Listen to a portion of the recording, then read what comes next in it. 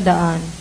At sinabi ng mga alagad, saan po tayo kukuha rito ng tinapay at makakasapat sa gayong karaming tao? Ilan ang tinapay ninyo riyan? Tanong ni Jesus sa kanila. 7 po, sagot nila, at ilang maliliit na isda. Ang mga tao'y pinaupo ni Jesus sa lupa. Kinuha niya ang 7 tinapay at ang mga isda at nagpasalamat sa Diyos. Pagkatapos pinagpira-piraso niya ang mga iyon at binigay sa mga alagad para ipamahagi sa mga tao. Kumain ang lahat at nabusog, at nang tipunin nila ang tinapay na lumabis na kapuno sila ng 7 bakol na malalaki. May 4,000 lalaki ang kumain, bukod pa sa mga babae at mga bata.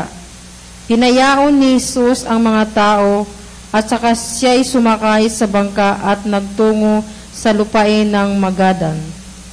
Ayan. Sa feeding of 5,000, nakapulot sila 12 bakol o basket. Eh dito sa 4,000, ilang basket na napulot? Ilan? 7. Di ba? Okay. Sa makatuwid, may mga apostol din pala batigas sa kulo. Di ba? Na pinakain na 5,000, pumulot sila, nakapulot na 12 basket.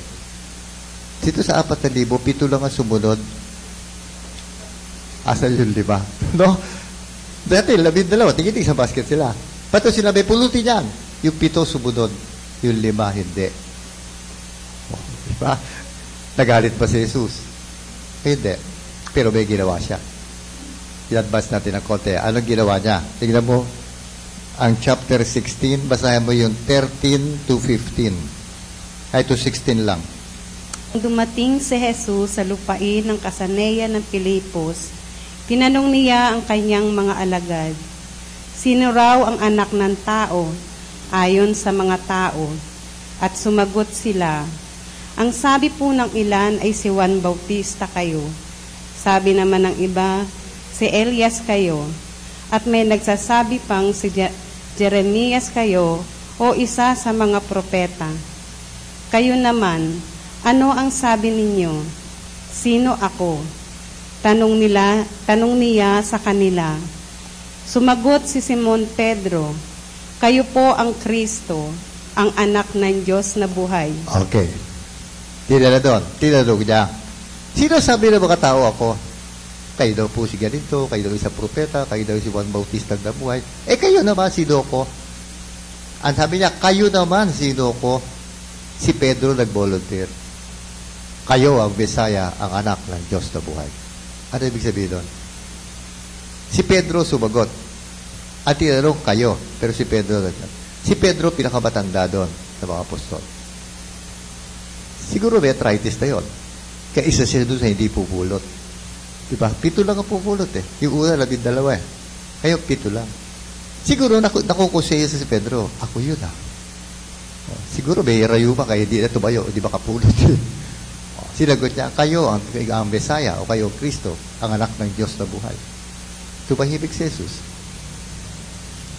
Kung sa sabi ni Jesus, kilala pala ninyo ako eh. Ako ang Panginoon nyo, ang Mesaya. Bakit hindi kayo sumunod? Oh, di ba? Bakit yung 5 hindi sumunod? Eh si Pedro, siya nagsabi, ikaw kayo ang Kristo, ang Mesaya, ang anak ng Diyos. O yung pala naman eh, kilala mo pala ako. Bakit hindi ka pumulot? Bakit 7 lang ang pumulot? Oh, yan, di ba? Dito, sino pinaka-leader nyo? Sister Des. Kunyari sabihin ni Sister Des, o sa ganito, ganyan, meron tayong outreach, pumunta kayo dito, alas 8 ng umaga. Di ka sumipot. Tataruhin ka ni Des, sino ba ako? Ay, ikaw ang leader namin. Ako pala ang leader, ba't di ka sumunod? Oh, diba? Parang ganun yun eh. Ako pala ang leader nyo, ba't di ka sumunod? Oh, di ba? Kaya ito, Bible study. Membro ka ng Children of Light. Tama ba o mali ang umattend ng Bible study? Tama. Ano sinasabi ng Biblia tungkol sa tama? Basahin mo Santiago 4:17. Ang nakaalam ng mabuti na dapat niyang gawin ngunit hindi ito ginagawa, ay nagkakasala. Ang alam na niyang, ang nakakaalam ng mabuting dapat gawin at hindi niya ginawa, siya ay nagkakasala. Mabuti ba o masamang umaten? Alam mo, mabuting umaten, ba't di ka umaten? Nagkasala ka. Ang taong hindi ginawa yung alam niyang mabuti, siya ay nagkakasala. Kaya kung alam mong mabuti yun at hindi mo ginawa, nagkakasala ka. Di nila ako ating mga atin, tinatamad ako. Siyempre, iniisip niya, akala niya, hindi naman kasalanan yun. Hoy, alam mong mabuti, hindi mo ginawa. At sabi ng Biblia, yung tao nakakalam ng mabuti na hindi niya ginawa, siya ay nagkakasala. Yan, baliwanag ka. Kung ano yung mabuti na hindi mo ginawa, alam mong mabuti. Okay lang sana kung di mo alam na mabuti. Mabuti ba o masamang umatin?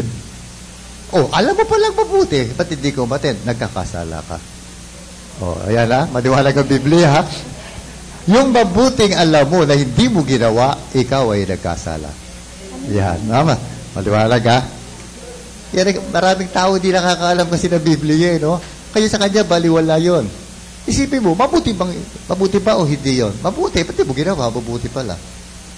Pag alam mong mabuti at hindi mo ginawa, kasalanan. Yun ha. Pag alam mong mabuti at hindi mo ginawa, kasalanan. Ayan. Kaya mga mo, iglesia, hindi sila nagkakasala kung ayaw nila kumain ng dinuguan. Kasi sa konsensya nila, mabuting huwag kumain eh. Hindi sila nagkakasala. Ginagawa nila yung mabuti. Diba? Basta malinis ang konsensya mo, mabuti ito eh. Di ba lang, kasalanan? Di ba? Ang masama, alam mong mabuti, hindi mo ginawa. Yan. Kaya baka absent kayo, next week pagdating, mabuti pang umattend ng Bible. Pag sinabi niya, mabuti, ay ba't di ka umattend? Hindi nakakasala ka. Di ba? Ayan. Alam mong mabuti, dapat gawin mo.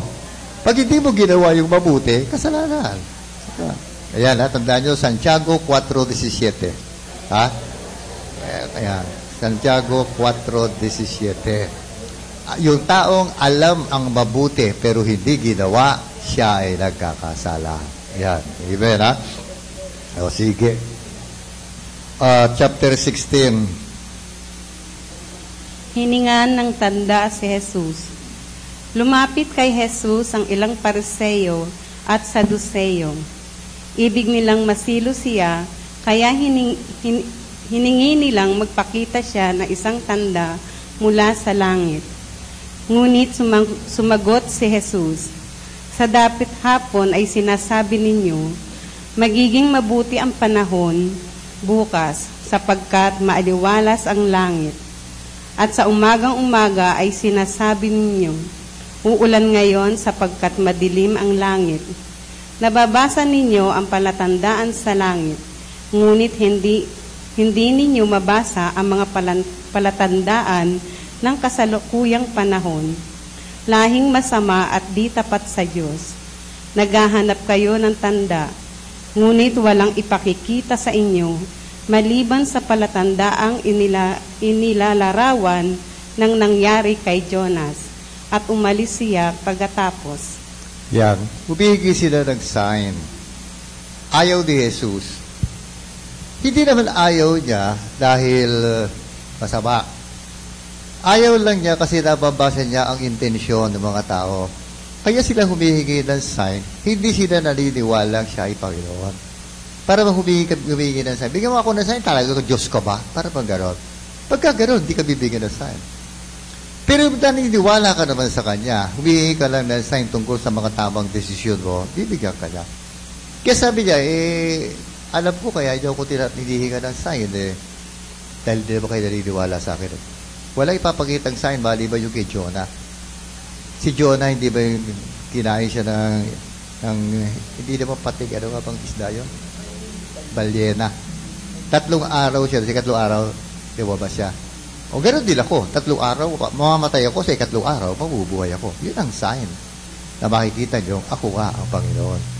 Yun lang, tama na. Pero ibang sign, dahil ano ka lang, for guidance mo, pwede yun. Gaya ng isang babae namin membro, kailan lang, very recent. Himigay siya ng sign, meron siyang Hindi ko malaman. Meron siyang, meron siyang balak. Hindi